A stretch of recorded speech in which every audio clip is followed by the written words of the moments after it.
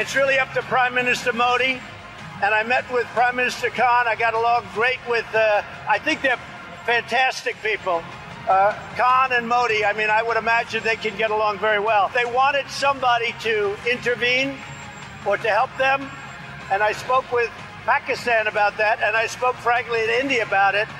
But that's been going on, that battle, for a long time.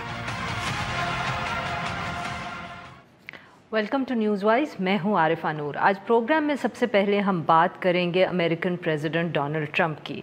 उन्होंने दोबारा ये offer की है कि मसला कश्मीर पे वो सालसी का किरदार अदा कर सकते हैं। सहाफ़ियों से बात करते हुए अमरीकी सदर ने कहा कि वज़ीर आज़म इमरान ख़ान और भारतीय वज़ीर आज़म नरेंद्र मोदी को एक दूसरे के साथ अच्छे ताल्लुकात कायम करने चाहिए और वो कर भी सकते हैं। और उन्होंने कहा कि भारत ने अभी तक जो प्रेसिडेंट ट्रंप ने ऑफ़र की थी कि वो मीडिएट कर पा सकते हैं या कर सकते हैं दोनों ममालिक के दरमियान, उस ऑफ़र को अभी तक नरेंद्र मोदी ने एक्सेप्ट नहीं किया। और उन्होंने कहा कि ये अब मोदी साहब की मर्ज़ी है कि वो कब इस ऑफ़र को एक्सेप्ट करें और इस हवाले से वो क्या फ़ैसला करें। दूसरी तरफ भारतीय हुकूमत का फ़ौरन इस पे रिएक्शन आ गया है। जो भारतीय वज़ीर ख़ारजा हैं उन्होंने दोबारा कहा है कि इस तरह की कोई जो इंटरेस्ट था वो भारत ने नहीं शो किया और वज़ीर आज़म नरेंद्र मोदी ने कभी नहीं ये रिक्वेस्ट की अमेरिकन प्रेसिडेंट से कि वो मीडिएट करें दोनों ममालिक के दरमियान और उन दोनों ममालिक के दरमियान बातचीत करें।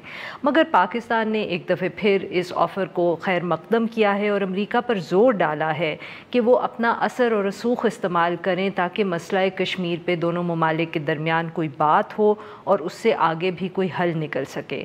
साथ में जो अमेरिकन नुमाइंदे हैं खसूसी ज़ालिम खलीलज़ाद, वो अपना दौरा पाकिस्तान का मुकम्मल करके इस्लामाबाद से रवाना हो चुके हैं। और वो ऑब्वियसली इस इलाके का दौरा इसलिए करें क्योंकि अफ़गान पीस टॉक्स के अंदर ना सिर्फ अमेरिका इस वक्त बहुत इंटरेस्टेड है कि जल्द अज जल्द कोई फ़ैसला हो, पाकिस्तान उसमें उस हवाले से एक बहुत अहम किरदार अदा कर रहा है। इन सब इशूज़ पे बात करने के लिए आज हमारे साथ मौजूद शाह महमूद कुरैशी साहब जो वज़ीर ख़ारजा हैं। Welcome to the show Qureshi साहब। जी शुक्रिया। जी कुरैशी साहब, तो एक दफ़े फिर अमेरिकन प्रेसिडेंट ने कश्मीर के हवाले से बात की है कि ऑफ़र है दोनों प्राइम मिनिस्टर्स के ना सिर्फ ताल्लुकात अच्छे हो सकते हैं बट होने चाहिए। मगर अगर इंडिया इसमें इंटरेस्टेड नहीं है और वो बार बार ये कह रहा है कि सिर्फ बायलैटरली इस इशू को हल होगा, तो अब हमारे पास क्या ऑप्शंस रह गए हैं, हम क्या कर सकते हैं इस हवाले से? पहली बात तो यह है कि मैं उनके इस दोबारा इस ख्वाहिश को कि वो और इस हौसला अफजा बात को कि वो मीडिएशन के लिए सालसी के लिए तैयार है, मैं उनका शुक्रिया भी अदा करता हूं और एक मरतबा फिर इसका खैर मकदम करता हूं। अभी आपने जो आवाज़ सुनाई, क्लिप्स सुनाया, उसमें आपने गौर से अगर देखा हो सुना हो तो उन्होंने कहा दे वांटेड टू इंटरवीन, लफ्ज ही नहीं ये कहा। अब प्राइम मिनिस्टर इमरान खान ने तो उसको वेलकम किया और पाकिस्तान तो हमेशा कहता रहा है कि ये दो तरफा अगर बातचीत नहीं हो रही, मसला आगे नहीं हल हो रहा और पूरा कश्मीर की सूरत हाल बतदरीज बिगड़ती जा रही है, तो फिर अमेरिका को बिलखुसूस इस पे इंटरनेशनल कम्युनिटी को बिलुमूम और अमेरिका को बिलखुसूस अपना असर व रसूख इस्तेमाल करना चाहिए, क्योंकि आज अमेरिका के ताल्लुकात जो भारत के साथ हैं उनकी नौयत बदल चुकी है। आज भारत उनके करीब भी है, उन्होंने बहुत सी बारात उनसे हासिल कर रखी है और उनके आपस में एक बेहतर अंडरस्टैंडिंग है इस खित्ते में, वो उनका स्ट्रेटेजिक पार्टनर है। तो वो उस अपने स्ट्रेटेजिक पार्टनर को कायल करते हैं कि इस खित्ते के अमन और इस्तेहकाम के लिए कश्मीर का मसले का हल होना बहुत ज़रूरी है देर पा अमन के लिए। सर, बट यही जो बात आपने की कि वो कायल कर सकते हैं, मगर कुछ जो आज ऑब्जर्वर्स थे वो ये भी नोट कर रहे थे कि प्रेसिडेंट ट्रंप की जो लैंग्वेज उन्होंने इस्तेमाल की थी वाइट हाउस में और आज जो सहाफ़ियों से बात करते हुए सामने, इसमें थोड़ा फ़र्क है। उस दिन उन्होंने कहा था कि मोदी साहब ने खुद रिक्वेस्ट की, आपने भी अभी जिक्र किया, मगर साथ में जब प्रेसिडेंट ट्रंप ये कह रहे हैं कि अब ये प्राइम मिनिस्टर मोदी के ऊपर डिपेंडेंट है कि वो इस ऑफ़र को एक्सेप्ट करते हैं कि नहीं, तो उससे कुछ लोगों ने ये मतलब निकाला है कि जो ऑफ़र है वो प्रेसिडेंट ट्रंप की तरफ से आई है और शायद मोदी साहब ने ऑफ़र उनसे नहीं की थी कि आप मीडिएट करें। नहीं, उन्होंने ऐसी बात नहीं की थी। जो उन्होंने पहले बात की थी वो बड़ी वाज़ेह थी। आज भी उन्होंने उस बात को दोहराया है, ऐसी बात नहीं है। लेकिन जब उन्होंने ये बात की तब भी हमें पता था और आज भी पता है कि भारत इस बात को कभी तस्लीम करने उनके लिए आसान नहीं होगा, क्योंकि मुसलसल उनकी पॉलिसी यही रही है कि वो किसी थर्ड पार्टी तदाखलत या सालिसी से वो इश्तराब करता रहा है, घबराता रहा है, कतराता रहा है। तो आज वो कैसे खुश दिली से, फराख दिली से उसे कबूल कर लेंगे। उनका हमेशा यही मौक़िफ़ रहा है कि ये दो तरफा मसला है, हमें मिल बैठकर खुद हल करना है। सर, तो अगर ये दो, और क्योंकि पाकिस्तान ने भी बहुत कोशिश की है बायलैटरली, तो अब एक मौका तो आजकल हमारे सामने है कि जैसे कि आपको पता है कि ICJ की जो जजमेंट आई है और उसमें उन्होंने पाकिस्तान से कहा कि वो इंडिया को जादेव का कॉन्सुलर एक्सेस दें, तो उसके बाद जो अब भारत से ये रिक्वेस्ट आई है कि अनइम्पीडेड एक्सेस दें, जिसका कुछ लोग मतलब ये निकाल रहे हैं कि वो चाहते हैं कि वो 1-on-1 मुलाकात करें और वहाँ कोई पाकिस्तानी ऑफिशियल मौजूद ना हो। इस पे कोई पाकिस्तान का रद्द अमल आप लोगों ने कोई फ़ैसला किया है कि ये शायद कॉन्फिडेंस बिल्डिंग मेजर के तौर पे इस्तेमाल किया जा सकता है अगर आप भारत की रिक्वेस्ट एक्सेप्ट कर लें? पहली बात तो ये है कि ये आपका ये दूसरा सवाल है, पहले सवाल से ये नहीं जुड़ता और ये तो एक मुख्तलिफ सवाल है, लेकिन मैं इसका जवाब देता हूँ। जवाब इसका ये है कि पाकिस्तान ने काउंसलर एक्सेस देने का फैसला किया और हमने नोट बबाल के जरिए उनको इत्तला कर दी कि हम काउंसलर एक्सेस देंगे। ICJ का जो फैसला है हम उस फैसले पर आगे बढ़ने का इरादा रखते हैं। अब सवाल ये है जो उसके राइट्स हैं, जो यादेव के राइट्स हैं, जो दो शराइत उनने हम पर आयद की थी, हमने दोनों फिल फॉर वो शराइत पूरी की हैं। उनको उनके राइट्स के बारे में बताया है, उनको इत्तला दी है कि हम काउंसलर एक्सेस देने के लिए तैयार हैं। अब तरीकाकार ये है कि मॉडलिटीज के बारे में हमारी तय होना है कि किस नौयत की हो, कैसे हो, कौन मौजूद हो, कौन ना हो, ये है तफसीलात। मैं समझता हूँ इन तफसीलात को भी तय किया जा सकता है, मिल बैठकर तय किया जा सकता है और इस पर हम खुले दिल से जो भी माकूल बात है उसको हम तस्लीम करने के लिए तैयार होंगे और ICJ के फैसले की रूह से आगे बढ़ना चाहेंगे। लेकिन हमारे अपने कुछ कवानीन भी हैं, हमारे अपने ज़वाबित भी हैं, उनको बलूज़े खातिर रखते हुए हम जो भी गुंजाइश पैदा कर सकते हम करेंगे।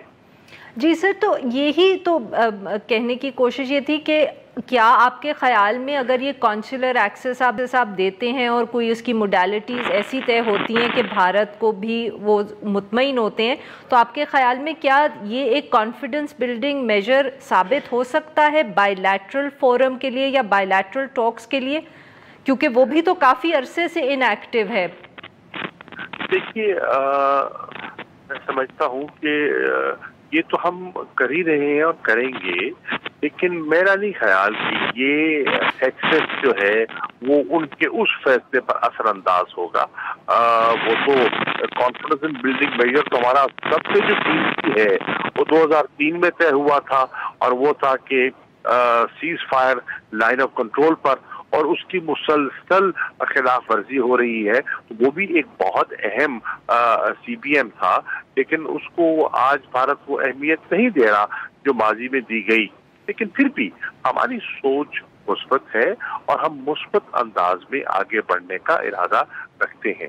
और सर, जो आज इत्तलात आ रही हैं मकबूजा कश्मीर के हवाले से कि वहाँ जो भारतीय हुकूमत ने कुछ डिसीजंस नहीं ली हैं जिनको बहुत कहा जा रहा है कि वो बहुत रिप्रेसिव हैं, उस हवाले से आप क्या सोच रहे हैं? क्या उसके ऊपर भी पाकिस्तानी हुकूमत कोई रद्द अमल देगी, कोई इंटरनेशनली इस इशू को उठाएगी या बायलैटरली ही भारत को इस इशू पे इंगेज करने की कोशिश करेगी? हम अपना रद्द-ए-अमल दे चुके और आपकी इत्तला के लिए मैं सेक्रेटरी जनरल अक़वाम मुत्तहिदा को एक ख़त भी लिख चुका हूँ और मैंने उसमें ये भी दरख्वास्त की है कि वो मेरा ख़त जो है वो सिक्योरिटी काउंसिल के जो दीगर मेंबरान हैं उनमें भी सर्कुलेट किया जाए।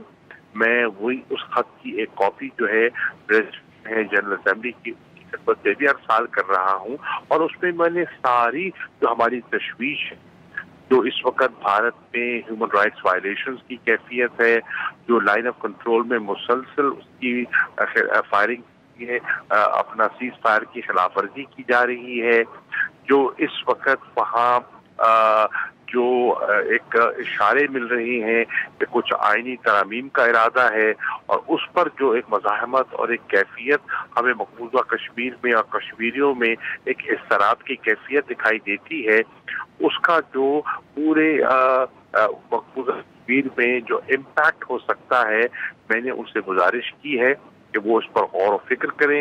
ये अक़वाम मुत्तहिदा का जो कश्मीर का मसला है उनके एजेंडे पे है। ये एक मुतनाज़ा इलाका तस्लीम किया गया है। भारत और पाकिस्तान इसको एक डिस्प्यूटेड टेरिटरी मानते हैं और इस पर गुफ्तगू करते रहे हैं। अब कुछ अरसे से भारत ना किसी तीसरे को मुदाखलत करना देता है और ना ही खुद इस बात पर बैठने के लिए तैयार है और सूरत हाल बिगड़ रही है। तो ये एक फ्लैश पॉइंट बन गया है और ये फ्लैश पॉइंट इस डेलिकेट वक्त में जहां अफगानिस्तान की गुफ्तगू काफी आगे बढ़ चुकी है, ये कहीं डिस्ट्रैक्शन न बन जाए। तो सर यही जो आपने अफगानिस्तान की गुफ्तगू की बात की, तो उसमें अब हम क्या डिलीवर कर रहे हैं या हमने क्या कमिटमेंट्स किए हैं? आपको मालूम है कि इसके ऊपर बहुत गुफ्तगू पिछले दिनों होती रही है, स्पेशली जब से वाइट हाउस का दौरा किया वज़ीर आज़म इमरान खान ने, आप साथ थे। अब ज़ालिम गलील साहब यहाँ भी चक्कर लगा चुके हैं, तो हम अब क्या कमिटमेंट्स दे चुके हैं या अश्योरेंसेस दे चुके हैं अमेरिका को? हम क्या करने लगे हैं? हम तो फैसिलिटेटर का रोल प्ले कर रहे हैं और हम अपनी ख्वाहिश के मुताबिक, हमारी ये तमन्ना है कि वहाँ अमन हो, इस्तेहकाम हो। सर हम फैसिलिटेट करेंगे अमेरिका के जो टॉक्स हैं विद अफगान तालिबान या अफगान तालिबान की जो बातचीत है काबुल की हुकूमत के साथ? दोनों की हम कोशिश कर रहे हैं। पहले हमने कोशिश की अमेरिका को कायल करने की कि वहाँ अफगानिस्तान का सोल्यूशन नहीं है और अगर आप देर पा अमन चाहती हैं तो एक सोल्यूशन हमें तलाश करना होगा। फिर आखिर वो उस पर कायल हो गए। फिर हमने कोशिश की कि तालिबान को हम इस चीज पर आमादा कर लें कि वो अमेरिका का डायरेक्ट वो गुफ्तगू का आगाज करें और जो फासला है उसको कम करें, ट्रस्ट डेफिसिट को मीट करें और अपनी गुफ्तगू को आगे बढ़ाएं। उस पर अल्लाह के फजल करम से हमें कामयाबी हुई। अब हमारी ख्वाहिश है और वज़ीर आज़म ने एक अंदिया भी दिया है कि वो तालिबान की क़यादत से खुद मिलना चाहें ताकि उनको कायल किया जा सके कि वो मिल बैठकर इंट्रा अफगान लोग जो है उसको आगे बढ़ाए, क्योंकि मसला तो अफगान है और अफगानों ने ही हल करना है। पाकिस्तान तो उनकी रिकन्सिलिएशन का ये एक मददगार का किरदार अदा कर सकता है, हम उनके बिहाफ पर फैसले नहीं कर सकते। वो एक आज़ाद कौम है, खुद मुख्तार कौम है, एक सॉवरन मुल्क है और वहाँ की मुख्तलिफ कौमियतें हैं, मुख्तलिफ धड़े हैं, उन्होंने अपने मुस्तक़बिल के बारे में खुद फैसला करना है। बिल्कुल सही सर। तो ये कब तक हम उम्मीद कर सकते हैं कि वज़ीर आज़म इमरान खान की अफगान तालिबान के साथ मुलाकात होगी? हमारी तो ख्वाहिश है कि जल्द से जल्द हो जाए ताकि ये जो एक बात आगे बढ़ रही है, ये जो मोमेंटम बना हुआ है, ये बरकरार रहे और हम किसी हद के नतीजे तक पहुंचे। तो कोई मतलब कि बट आप इसके लिए कोई टाइम पीरियड नहीं देंगे कि अगले एक आध महीने में, अगले एक दो हफ्ते में, ईद से ईद के फौरन बाद? टाइम पीरियड देना इस वक्त मुनासिब भी नहीं है और डेट्स देना इस वक्त मैं समझता हूँ कि मैं समझता हूँ ये वक्त नहीं है देने का। बहुत बहुत शुक्रिया शाह महमूद कुरैशी साहब, आपने हमसे बहुत तफसील से बात की। नाज़रीन लेंगे एक छोटा सा ब्रेक और जब हम ब्रेक से वापस आएंगे तो हम बात करेंगे सेनेट इलेक्शंस की, जो कल से जो है हमारी जिसको कहते हैं ना नर्व्स पे छाया हुआ है। स्टे विद अस।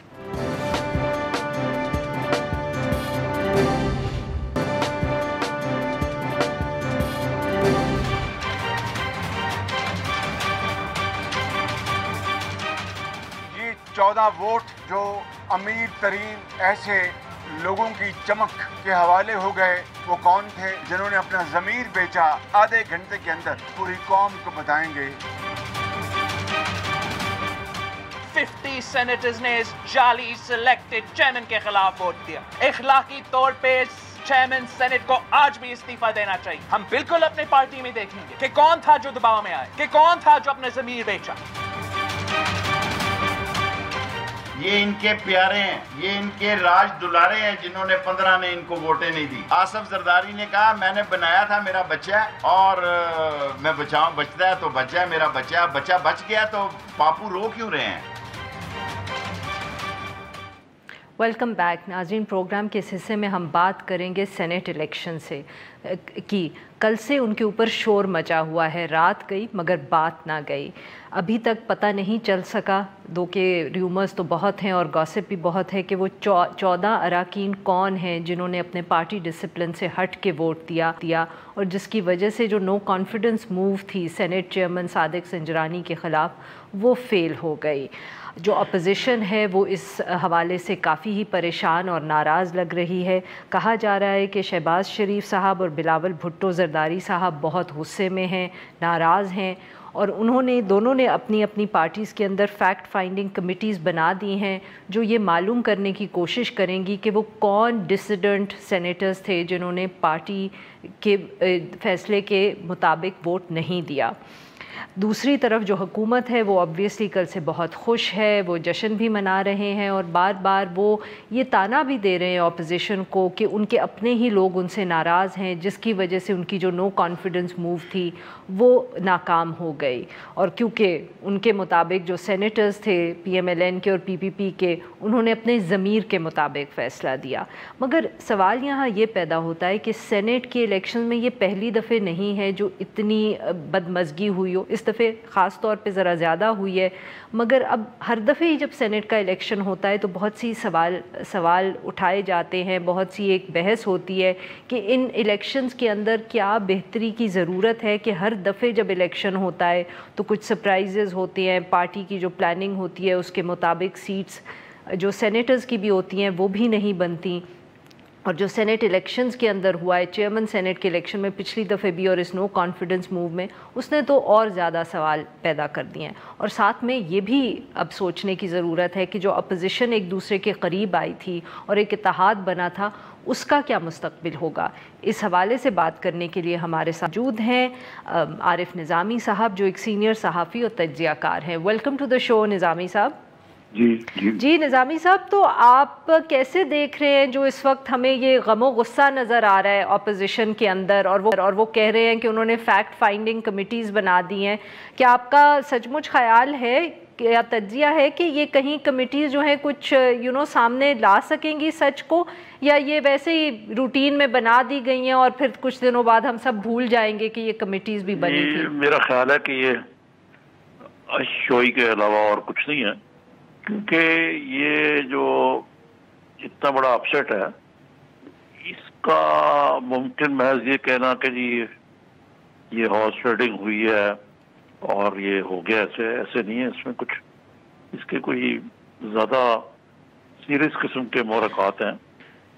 جہاں تک میں نے سنا یہ ہے، اب یہ کنفرم نہیں ہے، کہ ایک پراپرٹی ٹائکون نے زرداری صاحب کو کے ذریعے زرداری صاحب کو الٹیمیٹم دیا گیا کہ ہم وہاں فارورڈ بلاک بنا رہے ہیں وہاں پہ سندھ میں جی ڈی اے کا، اور اگر یہاں آپ نے یہ کیا تو وہاں ہم سندھ میں آپ کی حکومت کو ڈسلوج کریں گے یا کوشش کریں گے۔ تو ایک بات تو یہ ہے۔ دوسرے رحمان ملک کا بھی رول کافی ڈوبیس رہا اس میں۔ رحمان ملک صاحب کے رول کے حوالے سے کچھ تفصیل تو بتائیں ہمیں نظامی صاحب جو آپ ذکر کر رہے ہیں۔ نہیں، وہ کچھ اس قسم کی ان کی جو باڈی لینگویج تھی کہ وہ لگ رہا تھا کہ وہ کچھ منورنگ کر رہے ہیں، اور دوسرے یہ ہے کہ رحمان ملک صاحب بڑے زرداری صاحب کے ٹرسٹ وردی ہیں۔ اگر یہ سب تھیوریز ٹھیک ہیں تو بات جو ہے اصل یہ ہے کہ اس میں جو اصل میں اپوزیشن نے انڈر ایسٹیمیٹ کیا کہ یہ محض نمبر گیم کا مسئلہ نہیں ہے، اس میں پراپر ہوم ورک نہیں کیا گیا، اس کو سوچا نہیں گیا، मसलन मेरे नज़दीक हासिल वेजेंजो जो है वो एक ऐसे कैंडिडेट थे तो एक्सेप्टेबल ही नहीं हो सकते थे। वो एक बलोच नेशनलिस्ट हैं, और जो उन्होंने हारने के बाद जो बात की कि उन्होंने ISI को ब्लेम किया, आप अंदाजा करें कि ऐसे शख्सियत को, जो इसकी मैं बड़ी की रिस्पेक्ट करता हूँ, कि वो एक ऐसे ओहदे पे लगा दिए जाएंगे जो कि किसी मरले पे पाकिस्तान का प्रेसिडेंट भी हो सकता है। तो ये आप समझ सकती हैं कि अपर हाउस में उनको किस तरह बर्दाश्त किया जाता है। ये मेरा ख्याल है कि एक गलती अपोजिशन से हुई है, जिसका संजरानी साहब भी बलूचिस्तान से हैं, लेकिन वो सरकारी बलोच हैं, और ये मेन स्ट्रीम पॉलिटिशियन है उस तरह के, उनके जो व्यूज हैं वो किसी को शायद इतना अपसेट नहीं करते। जी यकीनन। जी निज़ामी साहब, यहाँ एक छोटा सा ब्रेक लेंगे नाज़रीन, टेक अ शॉर्ट ब्रेक, और जब हम ब्रेक से वापस आएंगे तो हम आरिफ निज़ामी के साथ गुफ्तगू जारी रखेंगे। स्टे विद अस।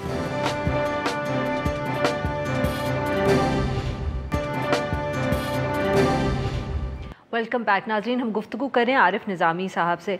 निज़ामी साहब, जो एक चीज़ कल बहुत नज़र आई और उस पर बहुत से लोगों ने कमेंट भी किया, वो ये है कि लगता ऐसे है कि PPP ने कुछ ख़ास खोया नहीं, उनका डेप्यूटी जो है वो अभी वहीं मौजूद है, और इसकी वजह से बहुत तनकीद भी हो रही है PPP पे। और अब सवाल ये है कि क्या इसकी वजह से PMLN और PPP के दरमियान जो फासला है या डिस्ट्रस्ट है वो बढ़ जाएगा? डू यू थिंक कि PMLN has been the bigger loser? PMLN is the biggest loser, और PMLN is in the eye of the storm. और ये आपने दुरुस्त कहा कि ट्रस्ट डेफिसिट बढ़ जाएगा, और खैर जरदारी साहब ने इस तरह तो लूज किया ना, अगर अपोजिशन ने लूज किया तो उन्होंने भी किया। हाँ, यहाँ तक दुरुस्त है कि संजरानी साहब उन्हीं के मनूवरिंग से आए थे और वोटों से, और अगर ये जो एलिगेशंस हैं, मुझे नहीं पता कि ठीक है या नहीं, लेकिन इनमें कुछ सदाकत है, तो वही इनके सेवियर साबित हुए। और सर देखें ना, जब वो सेनेट के भी इलेक्शंस होते हैं तो हमेशा उसमें गड़बड़ होती है। ये तो नहीं है कि तब वहाँ नहीं होती, तब भी इल्ज़ाम लगता है कि पैसे जो हैं वो एक्सचेंज हुए, या लोग इलेक्ट हो जाते हैं जहाँ उनकी पार्टी की नुमाइंदगी होती ही नहीं है। तो इसको ज़्यादा रिफॉर्म ना करें, मगर थोड़ा बहुत तो रिफॉर्म कर सकते हैं। लिस्ट ही बना लें, जैसे ये रिजर्व लिस्ट है ख़वातीन की, उस तरह इलेक्शन कर लें सेनेट का। जी, माजी में तो ऐसा भी हुआ है कि सेनेट की सीटें खरीदी गई हैं। जी बिल्कुल। और वो करना जरा तो निस्बतन आसान इसलिए होता है कि थोड़ी सीट्स हैं और थोड़े लोग हैं, और वो इलेक्ट्रल कॉलेज भी इनडायरेक्ट है। तो ये सारी खराबियां हमारे सियासी निज़ाम की भी हैं, जिनको पर निज़ामी साहब, तो ये जो अब लॉन्ग मार्च की बात हो रही थी और जो फजलुर रहमान साहब ने तो अनाउंस भी कर दिया है, आपका क्या ख्याल है कि जो सेनेट के अंदर हुआ है, इसके बाद क्या PPP और पाकिस्तान मुस्लिम लीग नवाज हिस्सा लेंगे उस लॉन्ग मार्च में? क्या वो इकट्ठे हो सकेंगे? मेरा तो ख्याल है लॉन्ग मार्च तो पहले भी एक डेड हॉर्स ही था, और इसीलिए मौलाना फजलुर रहमान जो है, जो बहुत डेस्परेट है अपनी वजूहात की बिना पे, उन्होंने मजहबी कार्ड भी खेलना शुरू किया है, और वो मदरसों के जो उनके ज़ेर इंतज़ाम हैं, कई हज़ारों लोगों को वो निकाल सकते हैं, और वो निकालना चाहते भी हैं। तो ये तो बड़ी बदकिस्मती होगी, क्योंकि PMLN और PPP दोनों ये समझते हैं कि अगर इस किस्म की सूरत हाल हुई तो वो it can spin out of control. तो मेरा ख्याल है वो अभी भी रिलक्टेंट है। ये दरअसल इमरान खान साहब को सोचना चाहिए कि बिल्कुल अपोजिशन को दीवार से ना लगाएं कि उनके पास कोई चॉइस ही ना हो। जी बहुत बहुत शुक्रिया निज़ामी साहब, आपने हमसे बात की। यहाँ पे लेंगे एक छोटा सा ब्रेक, और जब हम ब्रेक से वापस आएंगे तो हम बात करेंगे जो FPR ने नई अनाउंसमेंट की है, ट्रेडर्स के ऊपर टैक्स लगाने की बात की है। स्टे विद अस।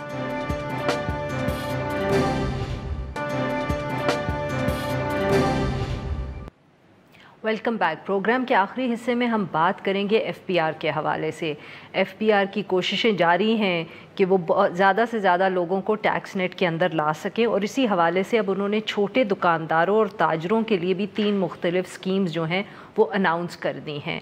और इन 3 मुख्तलिफ स्कीम्स के अंदर उनका जो छोटे दुकानदार हैं, गालिबन उनको वो कह रहे हैं कि वो 5 करोड़ सालाना जिनका टर्नओवर होगा वो इस कैटेगरी में आएंगे, और जो लोग अभी टैक्स पे करते हैं, जो ताजिर, और उनको ना ऑडिट कराने की ज़रूरत होगी और ना किसी किस्म का रिकॉर्ड फर्निश करने की ज़रूरत होगी।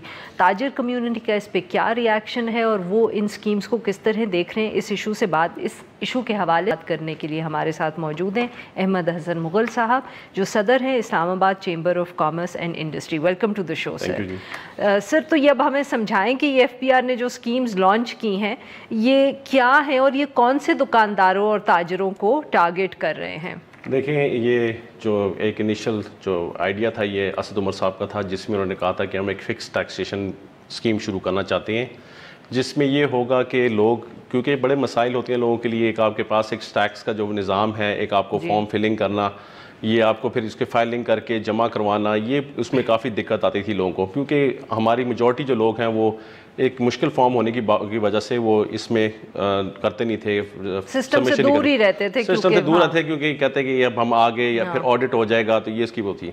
तो उसको उन्होंने ये किया था कि हम जो है छोटे ताजर हैं उसमें उन्होंने डिफ़ाइन कर दिया कि 150 स्क्वायर फीट तक जो है उनके लिए ये स्कीम है, जिसकी दुकान 150 स्क्वायर फीट और 300 स्क्वायर फीट के ऊपर जो जिसकी है वो छोटा ताजर आ गया उसके अंदर। फिर उन्होंने कैटेगरीज कर दिए, ABC के हिसाब से कर दिए हैं, उसमें जो है लोकेशन के हिसाब से उन्होंने कर दिया है कि जी ये जो हमारी बड़ी मार्केट्स हैं उनमें जो है टैक्स जो स्लैब है वो डिफरेंट है, छोटी मार्केट्स हैं उसके अंदर डिफरेंट है।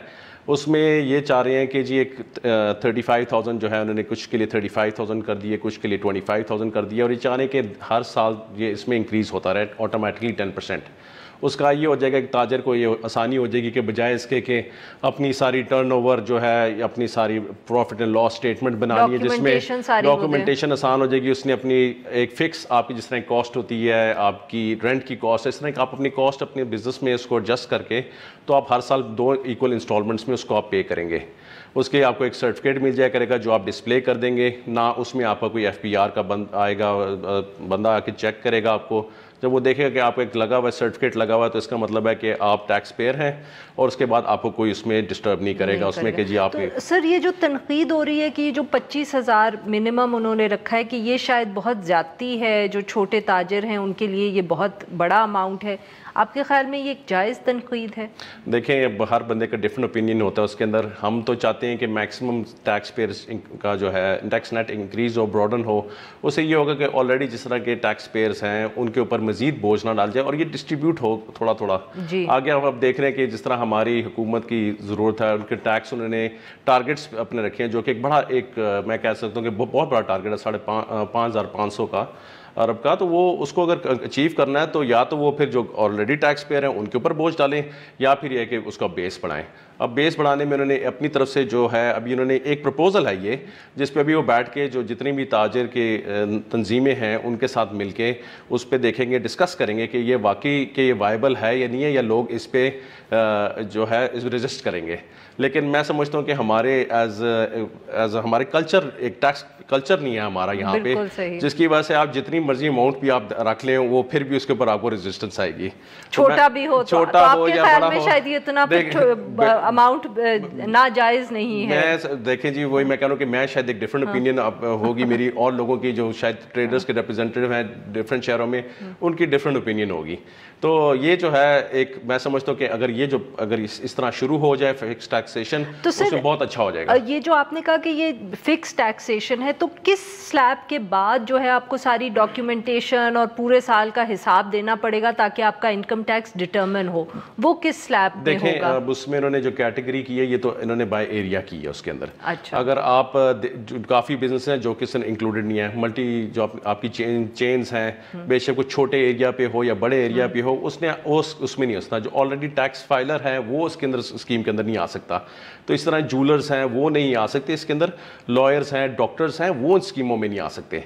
तो ये उन्होंने डिफाइन कर दिया कि जी, एक तो पहले ये कर दिया कि जी आपका इतना एरिया होना चाहिए, और उसके हिसाब से एक उन्होंने एक और कैटेगरी बनाई जो 2% टर्नओवर के ऊपर आपने किया कि जी जो है वो आप 2% जितना टर्नओवर है उसमें आप वो अपना पे करें, आप अपनी टर्नओवर शो करें कि ये मेरी इतनी साल की इतनी टर्नओवर है और ये मैं टैक्स पे कर रहा हूँ। पहले भी एक ज़माने में इस तरह का निज़ाम आया था कि जिस टाइम शौकत अजीज़ साहब थे कि उस टाइम उन्होंने किया था कि आप अपनी एक इनकम शो करके कि जी मेरे टोटल सेल्स इतनी है और इतना % मैं अपना टैक्स जमा करा रहा हूँ। उस टाइम अगर आप देखें तो एक रिकॉर्ड टाइम हमारा टैक्स जमा हुआ था और ये था कि FBR वाले की कोई इंटरफेरेंस नहीं थी उसके अंदर और एक आपका ट्रस्ट बन गया था कि ठीक है जो भी डिक्लेयर हो रहा है वो बिल्कुल ठीक है। अभी हमें प्रॉब्लम ये आती है कि अगर जो भी आप डिक्लेयर करते हैं उसमें ट्रस्ट डेफिसिट होने की वजह से कि जी ये जो अगर शो कर रहे हैं ये भी इसका मतलब है कि इससे भी ज़्यादा इनका टर्नओवर है जो कि वो किया जा रहा है। बहुत बहुत शुक्रिया अहमद हसन साहब, आपने हमसे बात की। नाज़रीन आज के लिए बस इतना ही। We will be back next week.